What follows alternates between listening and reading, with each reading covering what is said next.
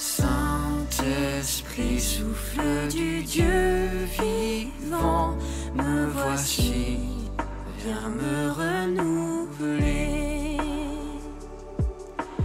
Produis en moi un vrai changement par la présence du ressuscité.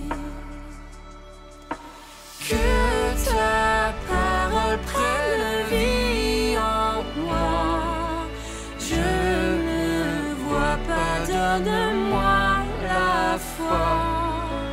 Et que j'aspire à ta pureté. Saint-Esprit, viens me renouveler.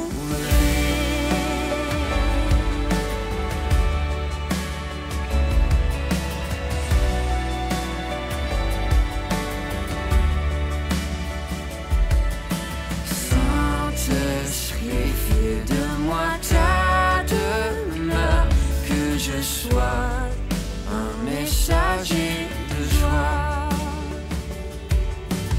rempli de ta paix et ta douceur, mes pensées guidées selon tes voies.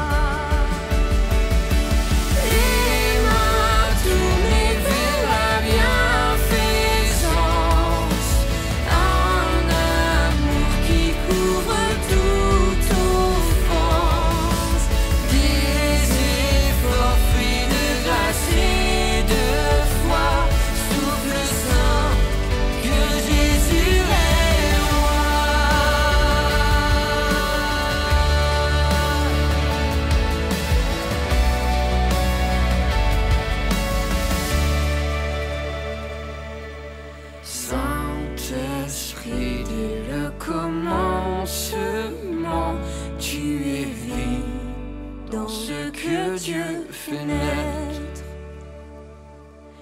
Montre encore ici-bas ta puissance, que l'Église cherche à mieux te connaître.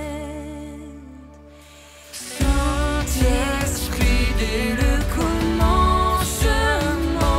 tu es vie dans ce que Dieu fait naître. Montre encore ici-bas ta puissance, que l'Église cherche à mieux te connaître.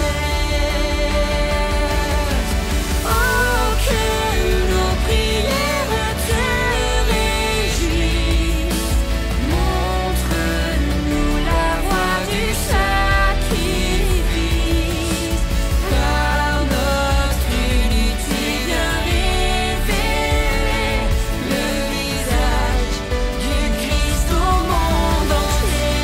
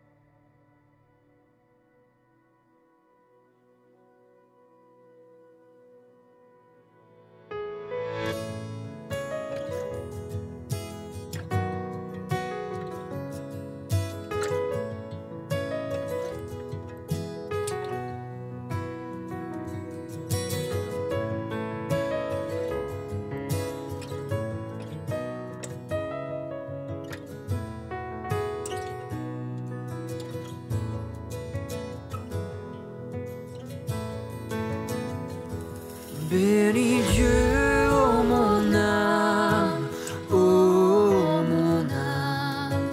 rends gloire à son saint nom.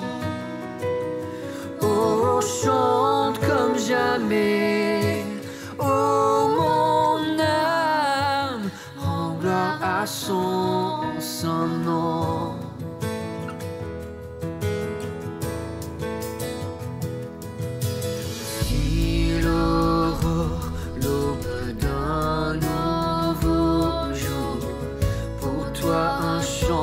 Doit s'élever élevé devant ce qui m'attend et ce qui pourrait arriver. Qu'à la fin du jour je te chante encore. Bénis Dieu, oh mon âme, oh mon âme, rends gloire à son saint nom. Oh, chante comme jamais, oh mon âme, rends gloire à son saint nom.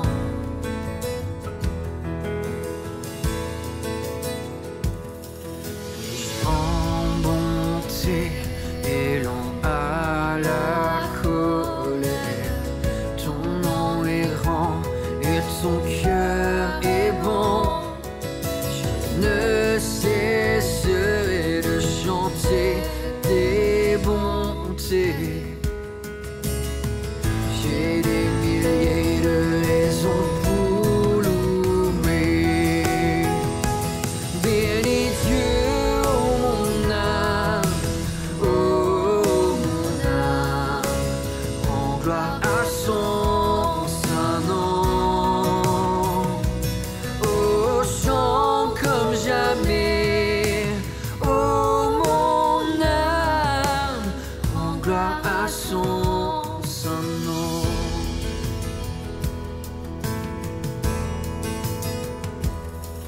Un jour viendra, je n'aurai plus de force.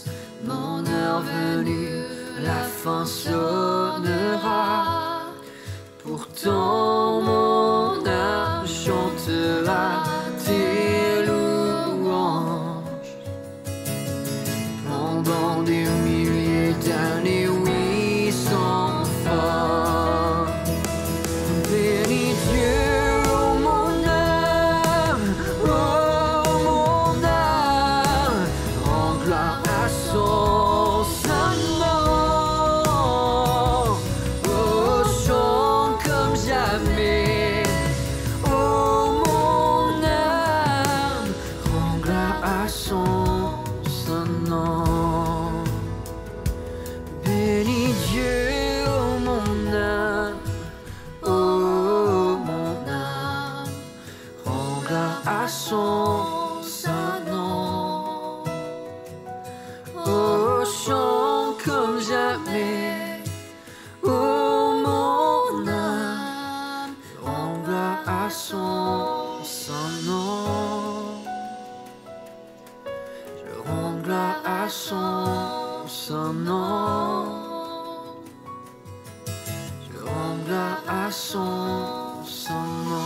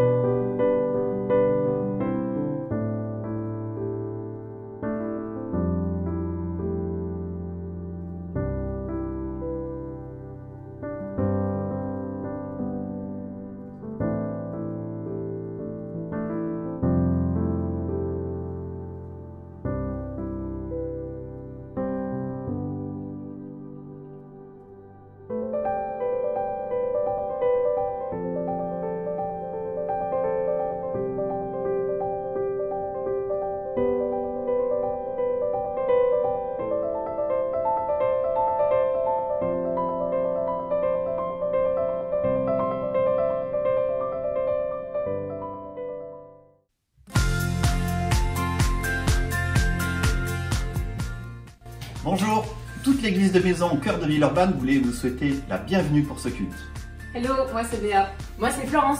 Elodie. Guten Morgen, Meinrich. Salut, c'est Carole. Moi c'est Chiridi.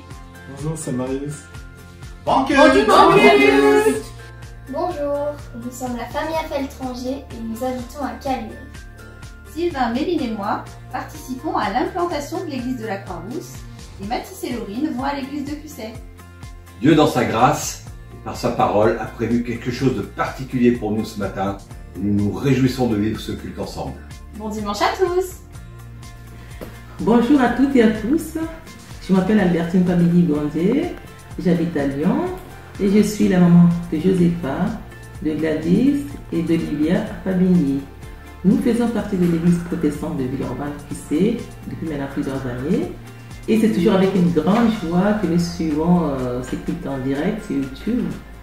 Je vous souhaite bon culte et à très bientôt. Bonjour, nous sommes Nathalie et Christian Liotto.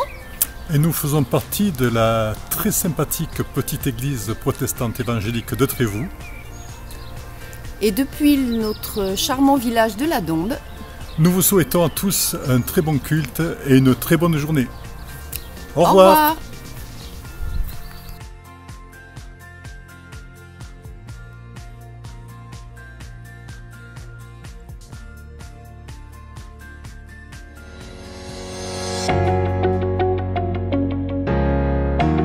Bonjour à tous, je m'appelle Timothée, je suis très heureux de vous retrouver ce matin dans ce culte hebdomadaire pour louer le Seigneur. On va prendre un temps pour le prier, pour chanter ses louanges. On va être accompagné dans un premier moment de louange par Philippe Biguet et Alicia, mon épouse.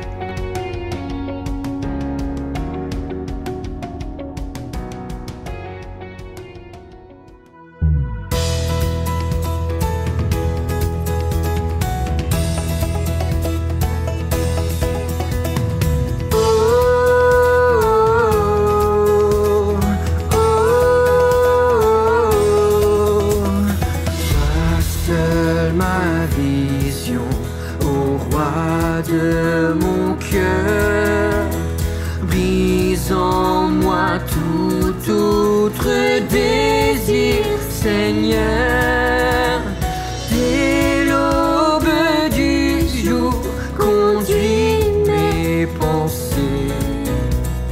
Quand ta présence, je reste comblé.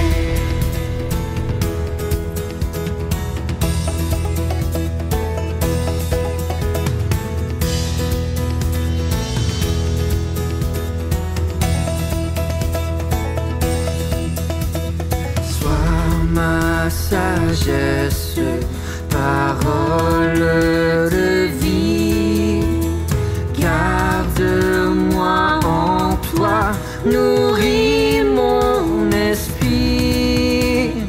Père tout-puissant, en moi tu demeures. Je suis ton enfant, uni à ton cœur.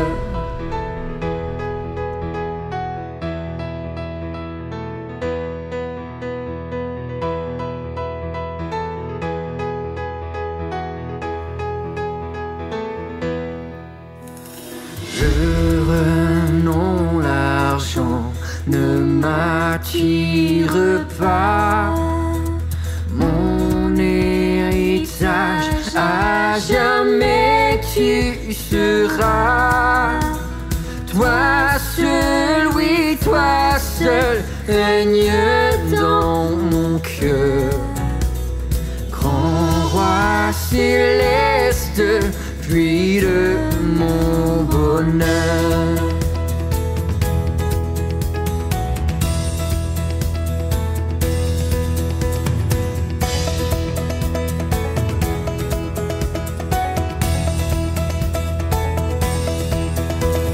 Grand roi céleste, pour moi victorieux, éveille mon âme au plaisir des cieux, au cœur de mon cœur, qu'importe qu'importe mon sort.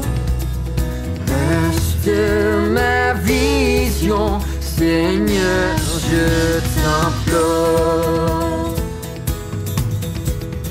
Au cœur de mon cœur, qu'importe mon sort. Reste ma vision, Seigneur, je t'implore.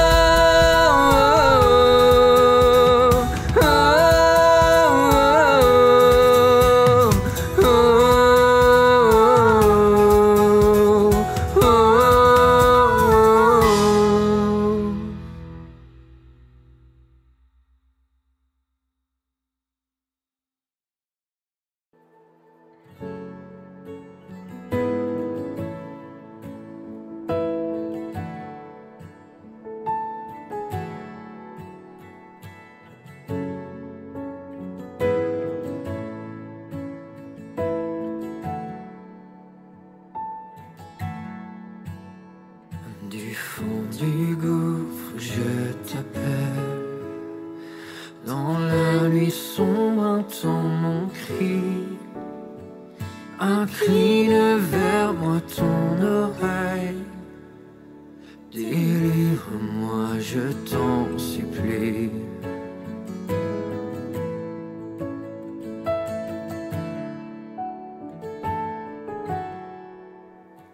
Si tu comptais tous mes péchés, loin de toi je serais banni. Mais tu m'offres un pardon complet. Ta grâce seule me suffit. Je m'attends à toi, je m'attends à toi.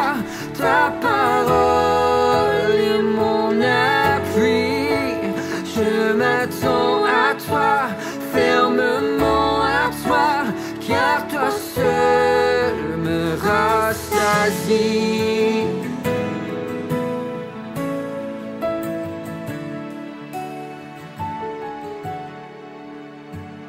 Mon Dieu seul met ton espérance. Il est puissant pour te sauver. Bientôt viendra la délivrance. Christ est le roi ressuscité.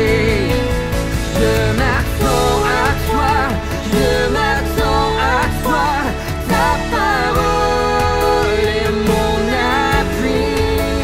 Je m'attends à toi, fermement à toi, car toi seul me rassasie.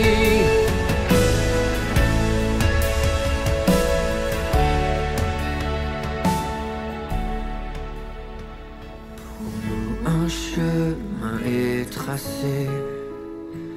Dieu lui-même a payé le prix. En lui notre foi est placée. Son sacrifice nous guérit. En lui notre foi est placée. Son sacrifice nous guérit. Je m'attends à toi, je m'attends à toi. Ta parole est mon appui. Je m'attends à toi, fermement à toi, car toi seul me rassasie. Je m'attends à toi, je m'attends à toi, dans la tempête et la nuit. Je m'attends à toi, fermement à toi, ton amour est mon ami.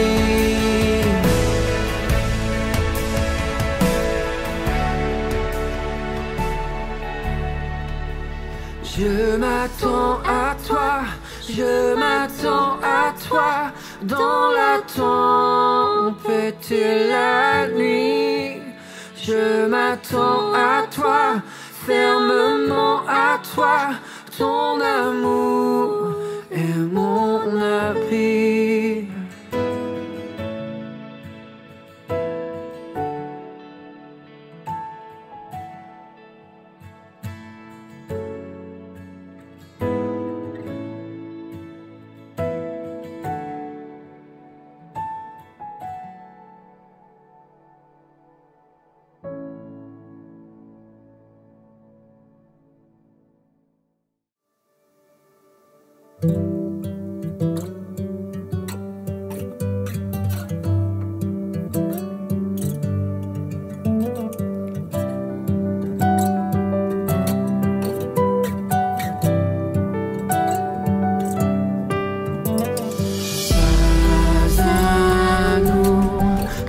toi soit la gloire.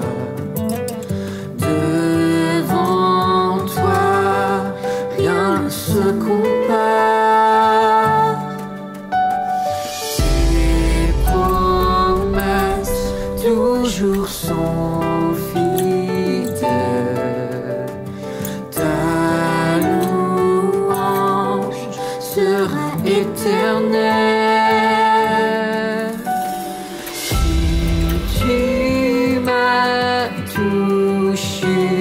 C'est pour briller, mais jusqu'au ciel, l'œuvre commence.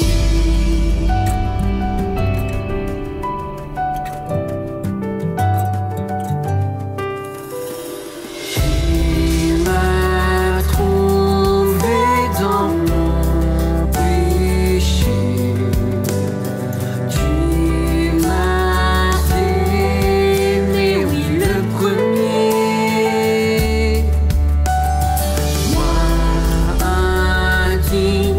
Tu m'as couronné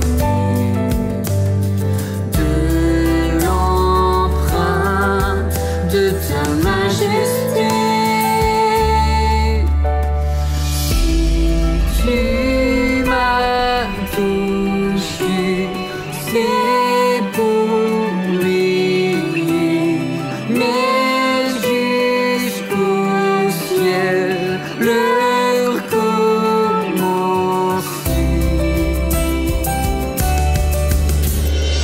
Même éveille-toi, tu es dans les mains du roi.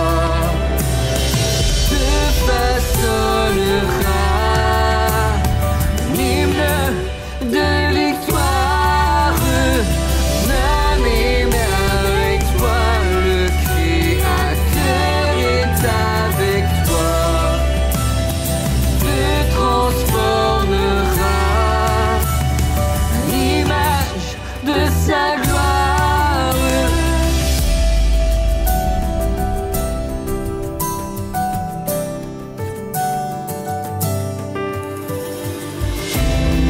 Tes heures sont belles en ton temps. Quelle joie d'entrer dans ton plan.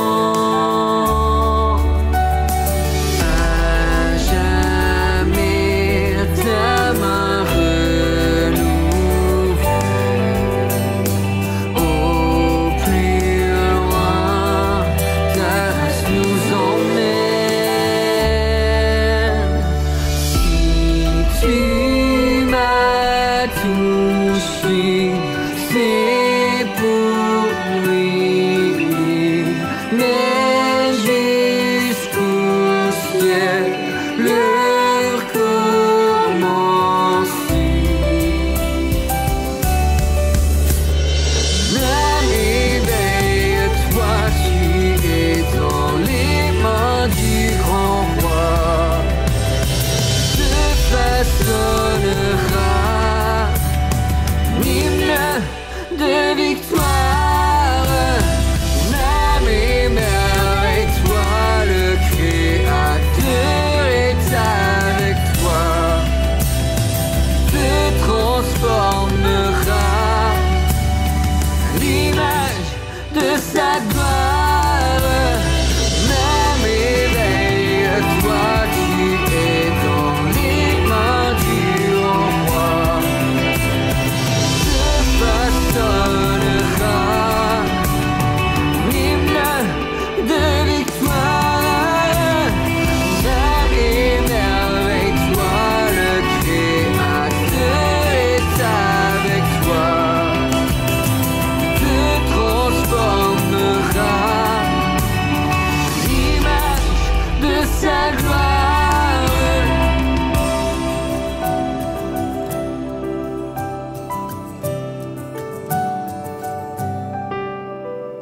Tu nous as touchés, c'est pour briller que ton sois ta fierté.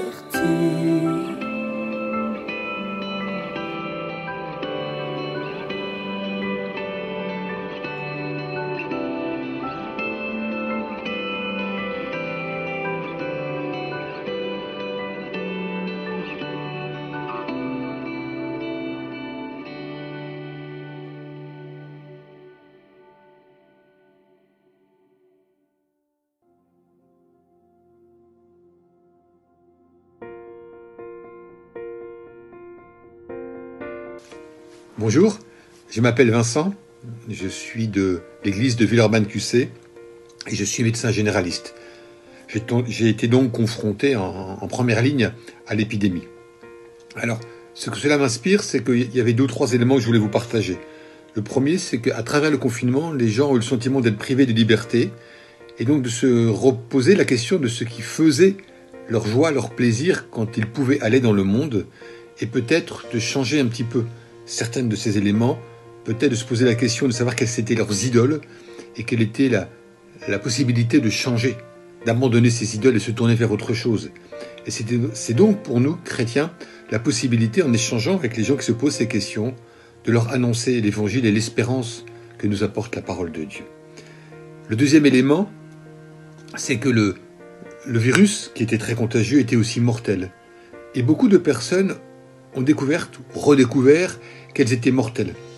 Et cela les a menées à se poser des questions sur le sens de la mort, sur le sens de la vie. Cette question, je me suis posée moi aussi, et en tant que chrétien, et surtout médecin, je me pose la question de savoir pourquoi je fais ce métier.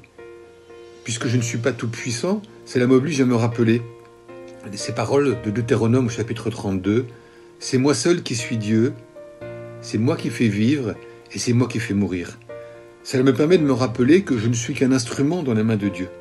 Que si Dieu nous a donné la science et la médecine, ce n'est pas pour la glorification des hommes, mais c'est pour la glorification de son nom. Alors, à travers cette pandémie, sur la recherche éventuellement du sens de la vie, de la traque de nos idoles, sur la question de la vie et de la mort, de se rappeler que c'est Dieu qui nous donne la vie et qui nous donne la mort, mais c'est aussi Dieu qui, par rapport au don de son Fils, nous a permis de vaincre la mort.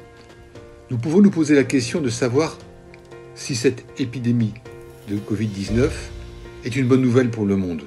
Or, c'est sûr qu'actuellement des personnes sont dans la souffrance à cause du virus, ou encore dans leur corps les séquelles de l'infection. Certaines personnes sont dans le deuil, un deuil difficile, douloureux, parce qu'elles ont perdu leurs proches. Mais en même temps, on est capable de se dire que c'est un signe que Dieu a donné à l'humanité. Peut-être nous serons capables, à ce moment-là, de témoigner de ce que la grâce de l'Éternel pour nous apporte. Et de se poser la question, pour être lumière dans ce monde, de savoir si, à travers ce que nous pensons, ce que nous disons, ce que nous faisons, nous sommes réellement appelés à glorifier le nom de l'Éternel. Car c'est vraiment ce à quoi nous sommes appelés. Donc je pense que cette pandémie n'est pas venue par hasard. C'est un don de Dieu à l'humanité pour qu'elle se pose des questions essentielles et que l'Évangile puisse être annoncé encore plus à travers nous, à travers ce que nous faisons, que nous soyons soignants ou non soignants, mais parce que nous avons envie de glorifier le nom du Seigneur. Voilà, je vous souhaite une bonne matinée. Je vous souhaite un bon culte. Vous, qui êtes gardés par la puissance de Dieu au moyen de la foi, pour le salut prêt à être révélé dans les derniers temps. C'est ce qui fait votre joie, même si maintenant, puisqu'il le faut, vous êtes pour un peu de temps attristés par diverses épreuves. Ainsi, la valeur éprouvée de votre foi, beaucoup plus précieuse que l'or qui est périssable, et que l'on soumet pourtant à l'épreuve du feu, aura pour résultat la louange, la gloire et l'honneur lorsque Jésus-Christ apparaîtra. Ce passage dans 1 Pierre me touche particulièrement parce qu'on vit peut-être des moments d'épreuve, des moments difficiles. Avec le confinement, le déconfinement, on est peut-être un peu seul chez soi, on se sent peut-être un peu éloigné de l'église, mais pourtant dans ce passage, Pierre nous rappelle que notre espérance, c'est la foi qui est placée en Jésus-Christ, que c'est elle qui nous donne finalement, qui peut nous donner la joie. Et que même si le but, c'est la conséquence de la foi, c'est le salut de nos âmes, le but, ça reste de louer Dieu, de le glorifier et de lui rendre toute l'honneur et la gloire. On vous propose de passer 2 moments dans la prière. Un premier temps où on pourra prendre le temps de faire monter nos supplications vers Dieu, Et dans un second temps, on pourra vraiment le remercier, vraiment des prières pour lui rendre gloire et lui rendre tout l'honneur.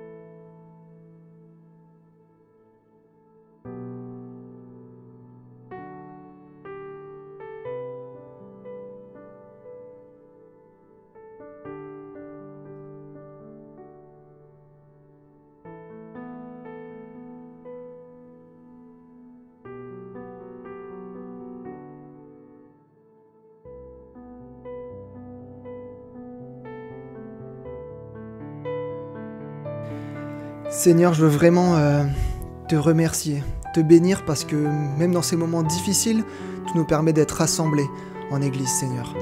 Je veux vraiment te prier qu'on puisse avoir chacun un culte personnel, faire monter vers toi, qu'on puisse mettre le temps qu'on a à profit pour te servir, pour te glorifier, tout en gardant le but ultime, Seigneur, qui est de te ressembler de plus en plus. Amen. On va passer un second temps dans la prière, on va pouvoir lui rendre toute la gloire, l'honneur, ce salut de nos âmes qui nous est offert par la foi.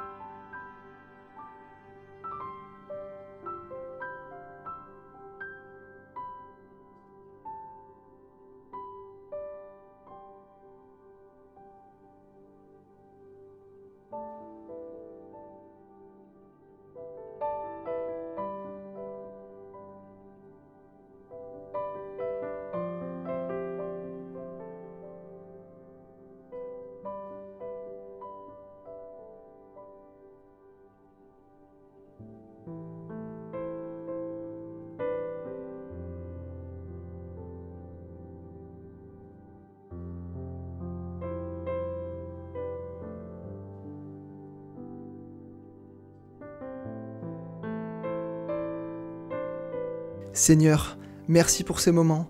Je te prie qu'on puisse maintenant prêter une oreille attentive à ce qu'on va entendre de la parole, ce que tu as mis dans le cœur de Jérémie. Je te prie vraiment pour que il puisse être empli du Saint-Esprit dans ses paroles et que tu puisses nous conduire dans ce moment, qu'il puisse te rendre gloire. Amen.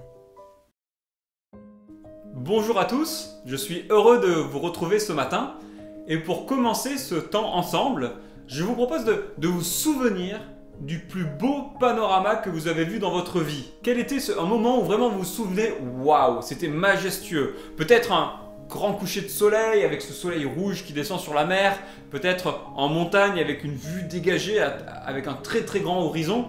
Moi je crois que le panorama qui m'a le plus impressionné dans ma vie, j'avais 20 ans et j'avais un colocataire, un cher frère chrétien qui faisait de l'alpinisme pendant ses vacances avec sa famille, et je lui ai demandé si je pouvais squatter avec eux, et ils m'ont invité, et donc j'ai fait 2 semaines d'alpinisme avec eux, et je me suis retrouvé en haut d'un sommet, au milieu du massif du Mont Blanc, et là il y avait des montagnes mais tout autour, il y avait le Mont Blanc en face, tous les sommets tout autour, la mer de glace 1000 mètres plus bas, et c'était époustouflant, magnifique, merveilleux.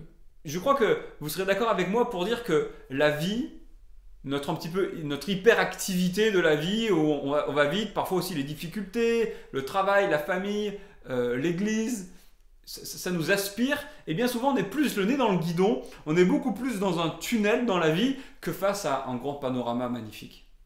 On perd un petit peu la perspective. Et le texte que nous allons voir aujourd'hui, c'est le grand panorama. C'est merveilleux. Et d'ailleurs, je vous le dis, ça fait 10 jours que je suis dedans, ça m'a vraiment fait sortir du tunnel et ça m'a fait arriver directement comme si j'étais dans un col dans les Alpes avec un beau panorama. Et ce poème que nous allons voir décrit qui est Jésus et franchement, nous avons tendance à le réduire.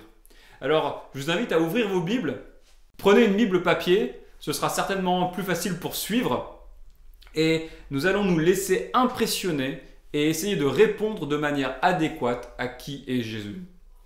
Alors, lisons ensemble dans l'épître aux Colossiens au chapitre 1, et nous allons lire les versets 15 à 23. Le Fils est l'image du Dieu invisible, le premier-né de toute la création. En effet, c'est en lui que tout a été créé dans le ciel et sur la terre, le visible et l'invisible, trône, souveraineté, domination, autorité. Tout a été créé par lui et pour lui. Il existe avant toute chose et tout subsiste en lui. Il est la tête du corps qu'est l'Église. Il est le commencement, le premier-né d'entre les morts, afin d'être en tout le premier. En effet, Dieu a voulu que toute sa plénitude habite en lui. Il a voulu, par Christ, tout réconcilier avec lui-même, aussi bien ce qui est sur la terre que ce qui est dans le ciel, en faisant la paix à travers lui par son sang versé sur la croix. Et vous qui étiez autrefois étrangers et ennemis de Dieu par vos pensées et par vos œuvres mauvaises, il vous a maintenant réconciliés par la mort de son Fils dans son corps de chair, pour vous faire paraître devant lui saint, sans défaut et sans reproche. Mais il faut que vous restiez fondés et inébranlables dans la foi, sans vous détourner de l'espérance de l'Évangile que vous avez entendu, qui a été proclamé à toute créature sous le ciel, et dont moi, Paul, je suis devenu le serviteur. Vous aurez remarqué que ce texte que nous venons de lire est divisé en 3 parties. Vous avez pour commencer ce magnifique poème dont je vous ai parlé, ce magnifique panorama de Jésus qui commence au verset 15, avec le Fils et l'image du Dieu invisible, le premier-né de toute la création. En effet, etc., etc. Et Paul va développer ce qu'il veut dire.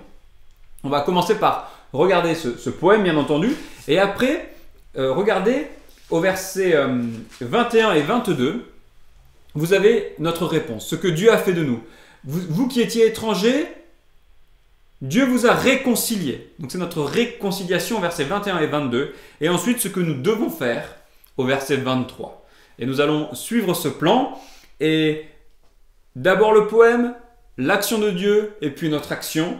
Et ce poème nous explique que Jésus est incomparable. Jésus-Christ est incomparable. Alors c'est un beau poème, c'est un peu technique, et je vais essayer de rendre compte de la beauté du passage. Tout d'abord, ça parle de la création. Jésus-Christ révèle Dieu. Jésus-Christ est l'image du Dieu invisible, au verset 15. C'est un peu la phrase clé du poème, parce qu'après il y a en effet, et Paul va le développer. Connaître Dieu, connaître un Dieu invisible, qui n'est pas perceptible par les sens, a toujours été un problème important pour l'homme. Pas besoin d'être chrétien, qui que vous soyez chrétien, ou quelle que soit votre conviction, votre croyance, on voit que l'univers, nos sociétés ont un ordre. D'où vient cet ordre? Pourquoi est-ce que ça fonctionne comme ça? Puisque Dieu est invisible, on a besoin de le comprendre d'une manière perceptible. Alors par exemple, Platon disait que le cosmos était l'image visible de Dieu. D'accord? On ne peut pas voir Dieu lui-même, mais on voit le cosmos autour de nous, et ça nous révèle en fait qui est Dieu, comme une image. Les Juifs disaient que la sagesse de Dieu est visible dans sa création, dans son action, et du coup, même si on ne peut pas voir Dieu, on peut voir sa sagesse dans notre vie quotidienne et dans l'univers dans lequel on vit, et donc sa sagesse révèle Dieu. En fait, c'est comme dans une pièce de théâtre. Dans une pièce de théâtre, on ne voit jamais le metteur en scène. Mais en même temps, on peut aussi dire qu'on le voit tout le temps, parce que c'est lui qui a fait la mise en scène de la pièce de théâtre. Et à la fin, quand on s'en va, si on dit « Ah, cette pièce de théâtre était géniale », on dit « Ah, mais on a vu le génie du metteur en scène ».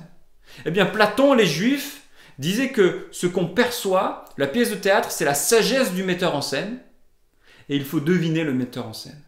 Et ce que ce texte nous dit, c'est que Jésus-Christ est le metteur en scène de notre monde, et en plus, il a fait un caméo, c'est-à-dire que Jésus lui-même est venu dans sa pièce. Et il a joué, il s'est révélé, il a révélé Dieu le Père. Et il est mort et il est ressuscité. Alors regardez, Paul dit que Jésus est le premier-né de toute la création. Il y a une ambiguïté dans ce mot. Et d'ailleurs, certains ont dit, ah ben la preuve, Jésus n'est pas Dieu, il est juste un être créé comme tous les autres anges. Sauf que c'est un peu plus compliqué que ça, parce que ce mot premier-né, ça désigne l'aîné d'une fratrie. Mais dans la Bible, il y a une autre utilisation.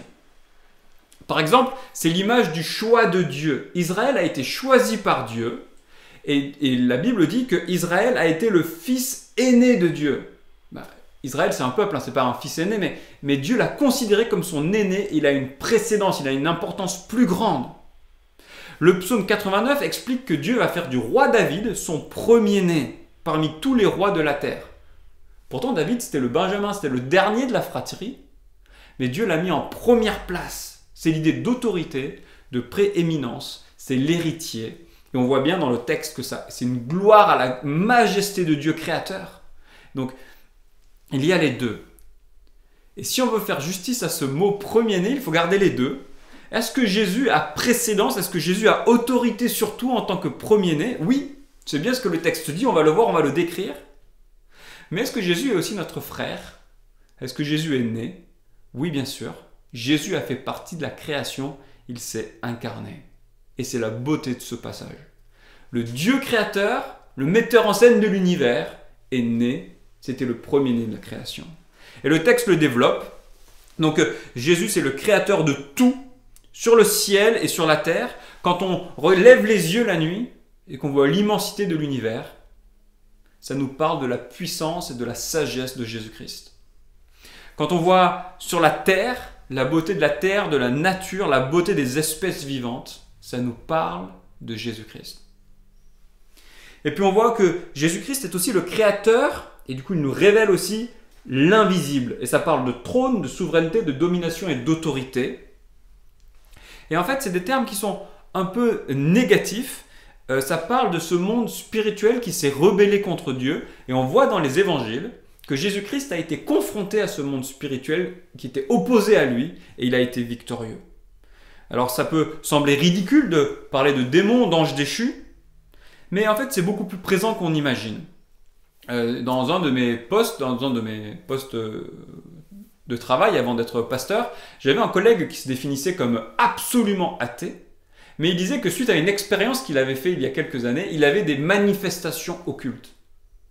J'ai un ami pasteur qui avait fait un sondage qu'il avait diffusé sur les réseaux sociaux qui posait cette question: est-ce que vous avez des manifestations un peu surnaturelles dans votre vie qui vous oppressent?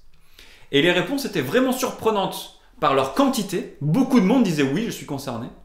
Et c'était aussi surprenant par leur intensité. Si vous êtes concerné par ça, sachez que Jésus-Christ a autorité sur le monde spirituel occulte.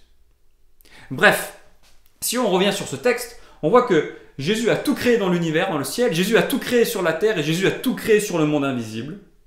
Il existe avant toute chose et il a autorité sur tout.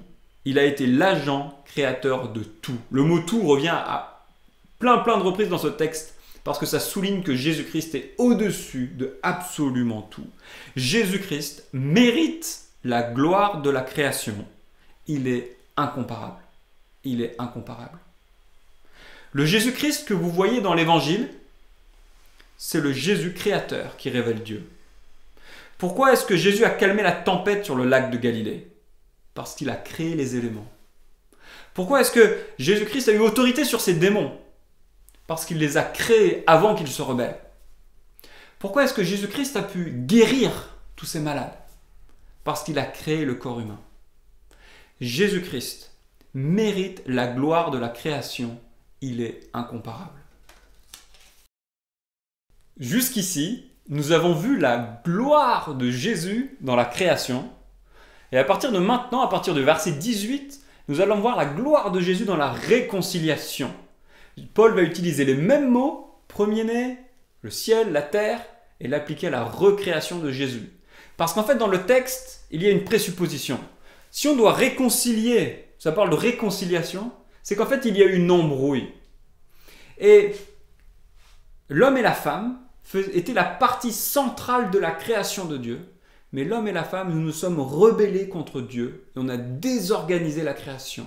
Et Dieu a mis en place un projet pour réconcilier les hommes et les femmes avec lui-même. Et à nouveau, dans ce projet de réconciliation, Jésus-Christ est le premier-né d'entre les morts. Il est le commencement de ce projet de réconciliation. Lui, le Créateur, lui qui avait toute la gloire, a accepté de mourir puis de ressusciter pour ouvrir une nouvelle ère. Vous avez vu le bins dans la société en ce moment? Entre le vrai et le faux du Covid, entre les théories du complot, les événements qui se sont passés récemment à Dijon, tous ces gens qui parlent du monde d'après, on a une envie viscérale d'un nouveau monde de paix avec les émeutes aussi pour demander plus de droits, plus d'égalité face aux autorités. On a envie que les différentes parties de la société, les différentes ethnies, les différentes couleurs de peau puissent vivre en harmonie. On ne sait plus où donner de la tête. Vous ressentez cette soif de renouveau? Eh bien, ce texte nous dit que Jésus-Christ est le commencement de ce monde nouveau. Jésus-Christ est le premier homme qui a vécu une vie parfaite, qui est mort, puis qui est ressuscité. Il promet qu'à notre tour, grâce à lui, nous ressusciterons comme il est lui-même ressuscité. Jésus crée un nouveau peuple, un ensemble de personnes qui dépendent de lui, qui vont ressusciter comme il est lui-même ressuscité. C'est lui qui nous donne cette capacité. Ainsi, il a autorité sur ce peuple. Dès aujourd'hui, et on va le voir dans les versets suivants, dès aujourd'hui, il nous donne une capacité de nous réorienter pour vivre selon de nouveaux principes. Jésus-Christ est le premier-né, l'aîné, il a autorité sur ce peuple. Ce peuple, c'est l'Église, on le voit dans le texte. Et Paul explique ailleurs, dans l'Épître aux Romains, qu'à cause de la place centrale de l'homme, quand l'homme et la femme se sont rebellés, ça a abîmé toute la création. Mais quand l'homme et la femme seront pleinement rétablis par Jésus-Christ, alors la création, le ciel et la terre, seront à nouveau rétablis dans une perfection pour donner gloire à Jésus-Christ. Nous obtenons la paix car Jésus est mort sur la croix, c'est à la fin du verset 20. Dieu le Père nous a réconciliés avec lui. Cette réconciliation est en cours. L'Église, l'ensemble des gens qui ont mis leur foi en Jésus, qui espèrent dans ce monde d'après promis par Jésus, nous ne sommes pas encore saints, nous ne sommes pas encore parfaits, notre influence est limitée, mais on commence à goûter à ce renouveau. Parce que si on aspire à ce renouveau, si on est sûr qu'on va l'avoir après, selon de nouveaux principes qui sont proposés par Jésus, dès aujourd'hui nous allons être influencés, nous allons suivre ces principes dès aujourd'hui. Et le renouveau commence, même imparfaitement, dans l'Église. L'Église n'a pas en tant qu'institution, mais en tant que peuple de Dieu qui veut vivre selon de nouveaux principes. Alors pour conclure sur ce poème, je crois que premièrement, on peut dire que ce poème est beau. Ce Jésus homme qui a vécu au Proche-Orient il y a 2000 ans est le centre de la création. Ce Jésus homme, il a permis par son sacrifice d'offrir une espérance de monde nouveau. Moi, franchement, quand je vois le monde nouveau qui est promis par tous ces éditorialistes, j'y crois pas trop. Mais le monde nouveau promis par Jésus-Christ qui est ressuscité, ça me semble crédible. Il nous a totalement révélé Dieu dans sa toute puissance et aussi dans son amour complet. Et c'est beau. Jésus révèle tout de Dieu. Toute la plénitude de Dieu est en lui. Si vous avez Jésus, vous avez Dieu complètement. Et il y a un des disciples qui a vécu avec Jésus pendant 2-3 ans. Et je pense qu'il était un peu perdu avec cette histoire de Messie. Jésus, c'est Dieu, mais pourquoi est-ce qu'il est là? Et ce disciple a dit à Jésus, mais Jésus, montre-nous Dieu le Père et ça nous suffit. Et Jésus a répondu avec un peu de frustration, mais Philippe, tu n'as toujours pas compris que si tu m'as vu, tu as vu Dieu. Et si vous avez Jésus-Christ, si vous avez vu Jésus-Christ et que vous vous êtes saisi de lui dans les évangiles, vous avez Dieu totalement. Parce que Jésus-Christ a toute la plénitude de Dieu. Et une deuxième conclusion qui me semble très importante de ce point, c'est que comme je vous l'ai dit, nous les chrétiens, on n'est pas les seuls à avoir remarqué que l'univers a un ordre et que oui, on vit dans des sociétés imparfaites, mais il y a un ordre. Le cycle des étoiles, le cycle de la vie, le cycle de nos sociétés, il y a un ordre. Comment l'expliquer? Et je vous pose cette question, comment est-ce que vous, personnellement, vous l'expliquez? Quel est votre avis là-dessus? Si vous n'êtes pas croyant, comment expliquez-vous que vous vivez dans un univers ordonné? Les religions orientales proposent que c'est une force impersonnelle qui régirait le monde. La société occidentale aujourd'hui nous crie dans les oreilles que c'est le hasard qui aurait permis le passage du chaos à l'ordre. Nous serions issus de forces physiques cosmiques qui sont aléatoirement agencées et qui auraient, à cause du hasard, créé de l'ordre, l'univers et la vie. Alors vous savez, je ne suis pas un scientifique. Le Big Bang, je ne suis pas un expert. Mais ne me vendez pas que le hasard produit l'ordre. Surtout la beauté de l'ordre que l'on observe. La science, c'est magnifique. Et la NASA doit lancer le télescope spatial qui doit remplacer Hubble. Malheureusement, il a 16 ans de retard et ils ont triplé le budget. Mais en 2021, nous devrions avoir un nouvel observatoire spatial pour voir l'univers. Et franchement, je me réjouis. C'est magnifique. On n'est pas en train de nier la science. C'est merveilleux ce que la science révèle. Ok, pourquoi pas? Peut-être le Big Bang. Mais qu'est-ce qu'il y a derrière? Qui est le metteur en scène pour passer du chaos à l'ordre de nos sociétés et de l'humanité? Et ce texte nous présente Jésus-Christ comme le metteur en scène de la création et de la recréation. Jésus-Christ, c'est lui qui nous permettra d'être réconciliés avec Dieu et de devenir acteurs dans ce monde nouveau. Nous ne sommes pas le fruit de rouages physiques froids qui nous auraient suscité et qui pourraient nous détruire de manière aussi aléatoire que ça nous a créés, qui pourraient nous écraser. Nous sommes le fruit d'une puissante, parfaite et d'un amour parfait de Jésus-Christ, qui nous a créés, qui veut nous réconcilier avec Dieu, qui veut nous prendre dans son plan pour vivre un monde parfait avec lui. Nous n'avons besoin de rien d'autre que Jésus-Christ. Et le texte continue.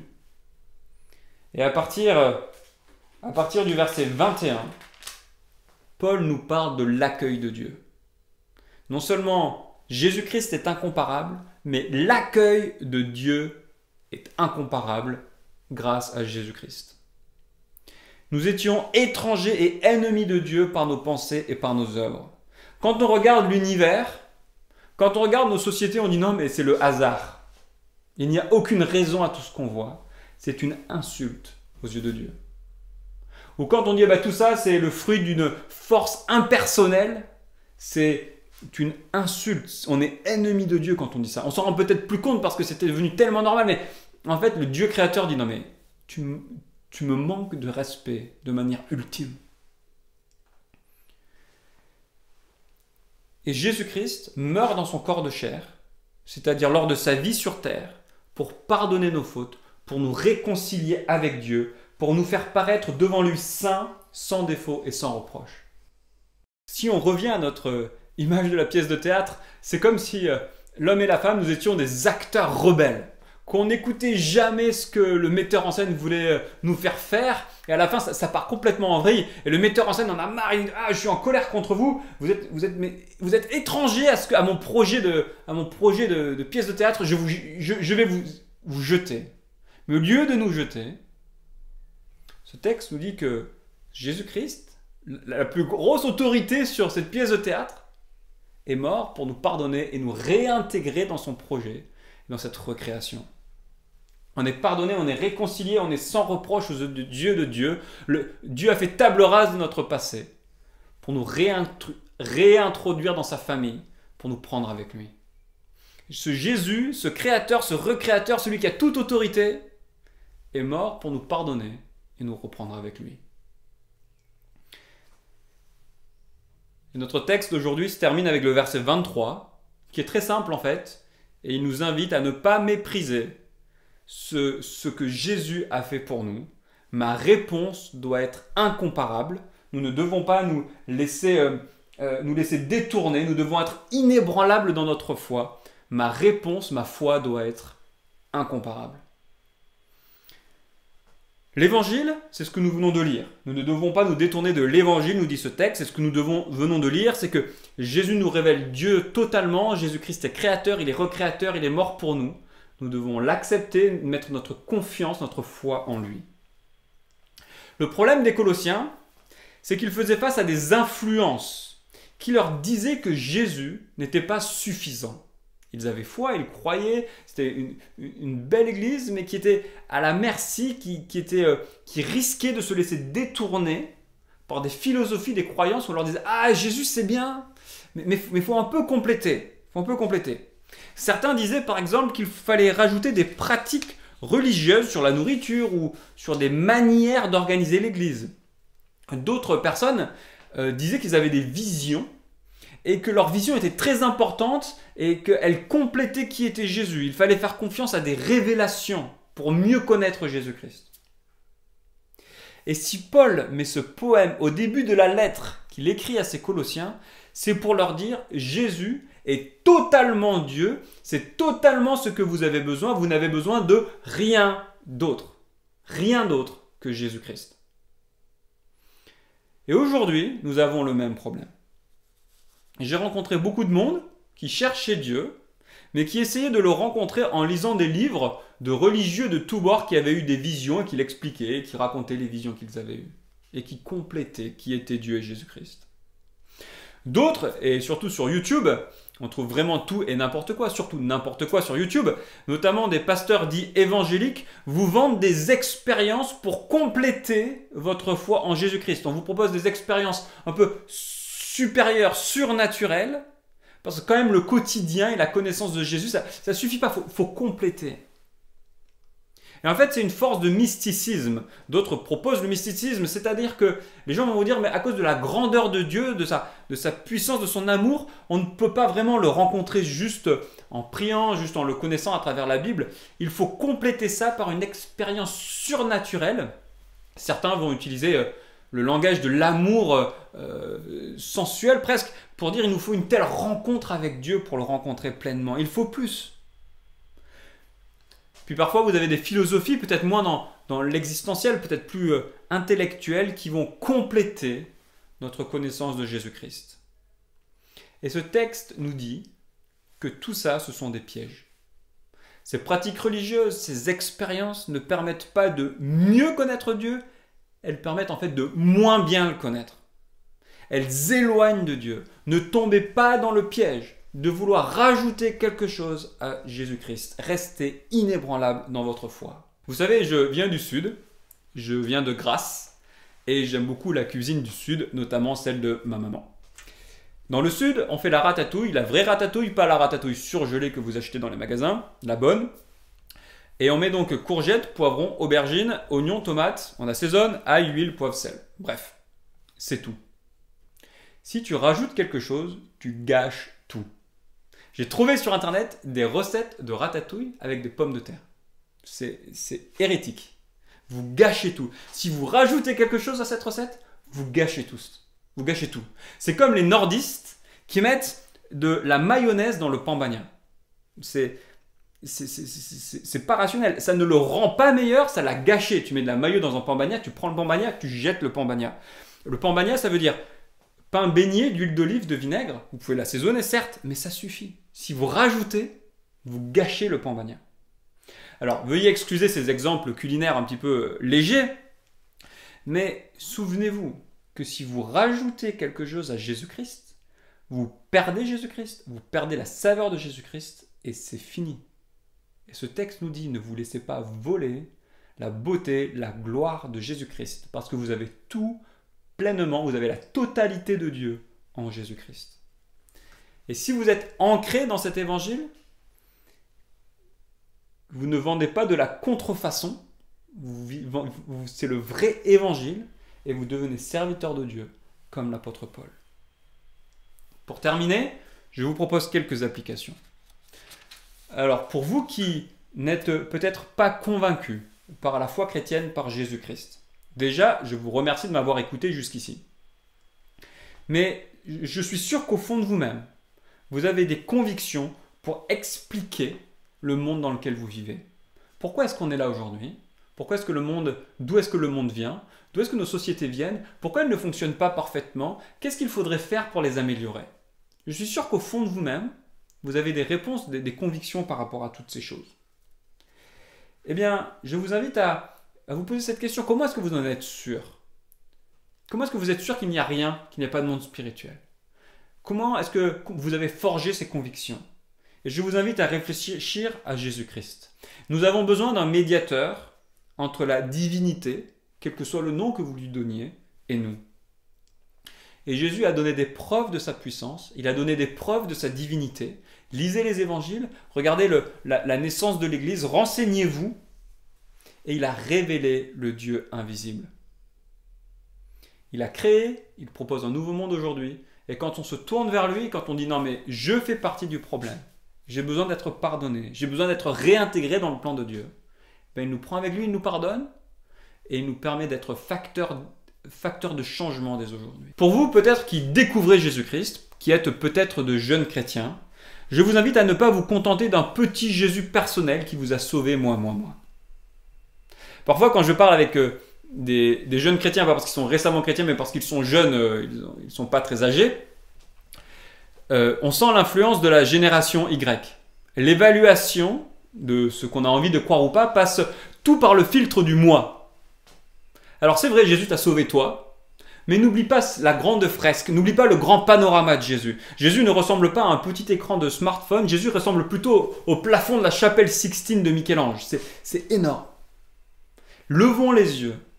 Le Jésus que tu pries, le Jésus qui t'a sauvé certes, c'est le Jésus qui a créé le monde. Les mêmes mains qui ont créé le monde, c'est les mains qui ont été crucifiées pour te pardonner et pour te prendre avec lui dans la pièce de théâtre de Dieu pour créer un nouveau monde. Pour vous qui êtes peut-être chrétiens de longue date, quel que soit votre âge, mais ça fait longtemps que vous croyez en Dieu. Parfois la vie est dure, parfois Dieu semble loin, et avec les années qui passent, parfois nos travers nous rattrapent, et on se rend compte de notre faiblesse, et parfois on est un peu fatigué, blasé. On peut être tenté de compléter par des pratiques spirituelles supérieures. Allez voir une petite vidéo YouTube qui nous promet plus, par une plus grande foi, par plus de pratiques spirituelles, on va découvrir mieux et plus grand. Attention à ne pas vous faire voler Jésus-Christ. Je parlais récemment avec un ami qui justement était allé voir des vidéos sur YouTube et il me disait « Jérémy, c'est sympa, mais t'es pas assez ambitieux.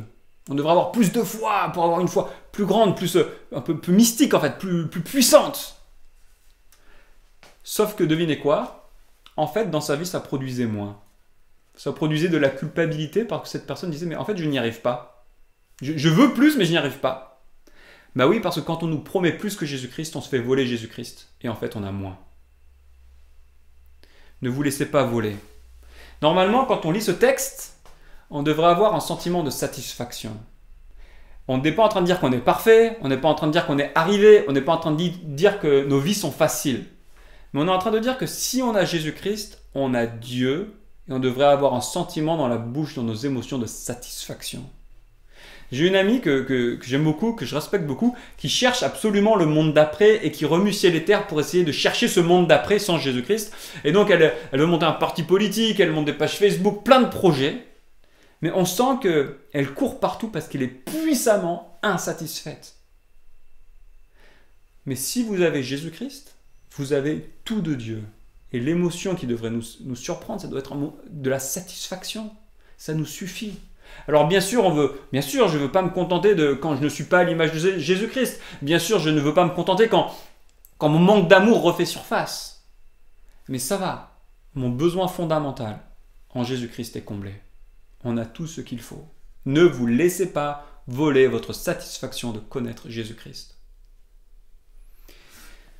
Et finalement, peut-être pour vous qui êtes malade ou fatigué, parfois on se demande à quoi bon, mais il y a quelque chose de beau dans ce texte, c'est que Dieu le Créateur, Dieu le Sauveur, l'homme Jésus, vous a réconcilié avec Dieu, vous a inclus dans sa réconciliation, et quelle que soit la situation dans laquelle vous êtes, si vous avez Jésus-Christ, vous avez tout, votre vie compte et vous pouvez lui rendre gloire.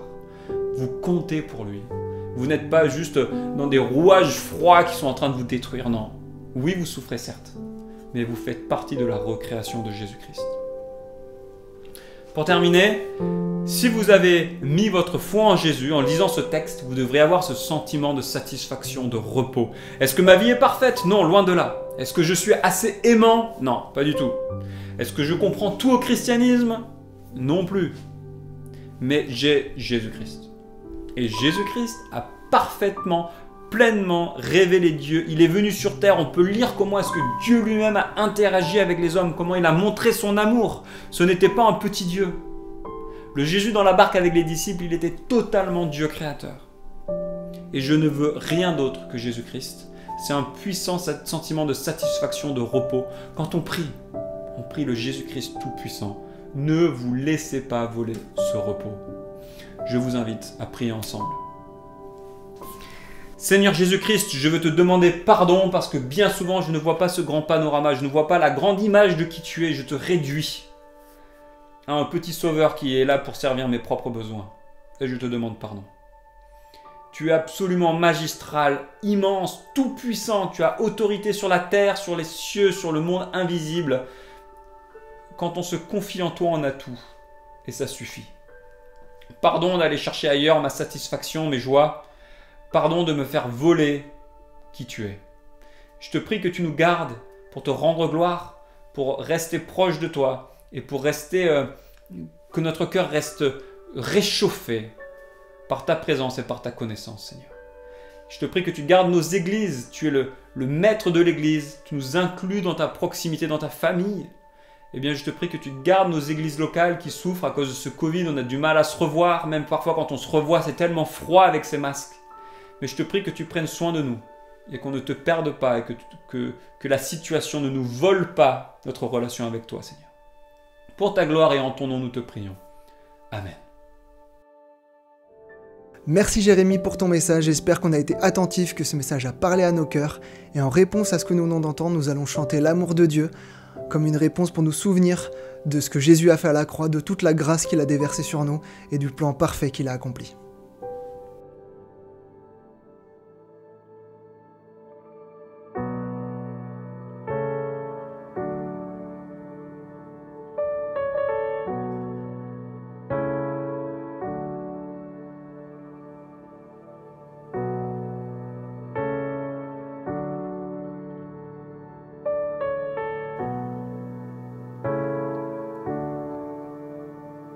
L'amour de Dieu de loin surpasse ce qu'on peut dire. Le cœur humain, il est plus grand que les espaces. Même en l'abîme, il nous atteint.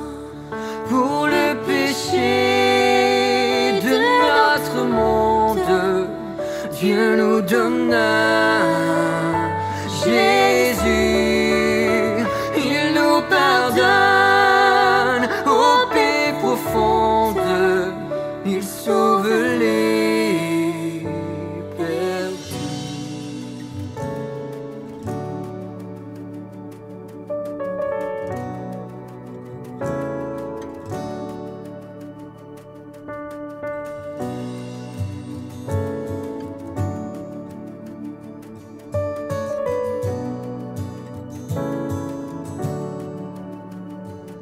Verser de l'encre dans les ondes, changer le ciel en parchemin, tendez la plume à tout le monde et que chacun soit écrivain.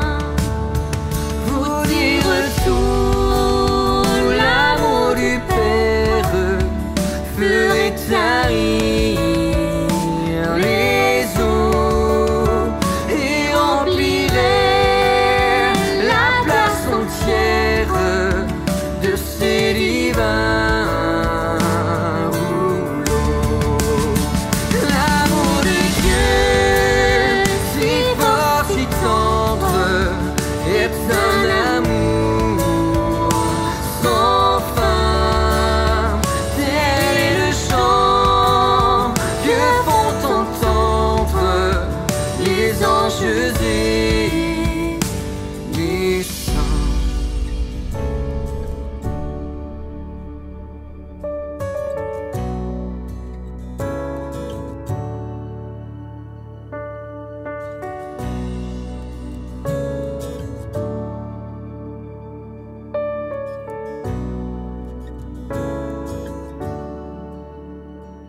Et que le monde un jour chancelle avec ses trônes et ses rois, quand trembleront tous les rebelles, soudain saisis d'un grand effroi. L'amour de Dieu que rien ne lasse, pour nous encore vivra. C'est le miracle de la grâce. Amen, alléluia. L'amour de Dieu, si fort, si tendre, est un amour sans fin. Tel est le chant que font entendre les anges et les saints. L'amour de Dieu, si fort, si tendre, est un amour sans fin. Tel est le chant que font entendre les anges et les saints.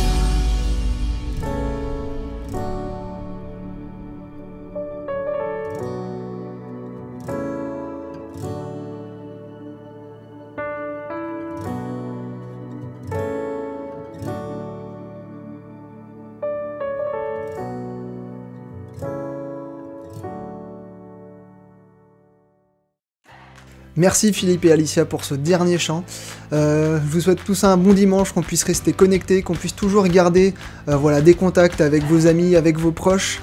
Et on souhaite une bonne journée particulièrement à tous les pères qui sont parmi nous. Cette fois-ci, je ne me tromperai pas, c'est bien la fête des pères aujourd'hui. Je vous souhaite un bon dimanche et bonne fête à tous les pères.